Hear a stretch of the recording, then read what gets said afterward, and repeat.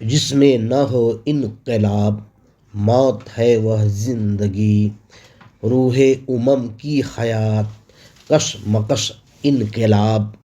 علامہ اقبال فرماتے ہیں کہ وہ زندگی موت ہے جس کی حالات میں تبدیلی نہ ہوتی ہو۔ لوگوں کے اندر جب تک انقلاب کا جذبہ پیدا نہ ہوگا، اس کی زندگی بدل نہیں سکتی۔ ہمارا مقصد فکر اعلیٰ حضرت و اقبال کو عام کرنا ہے۔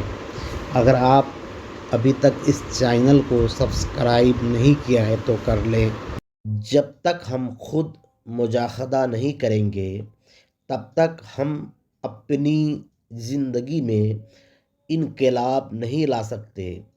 اللہ کی نصرت مجاہدہ کے ساتھ ہے۔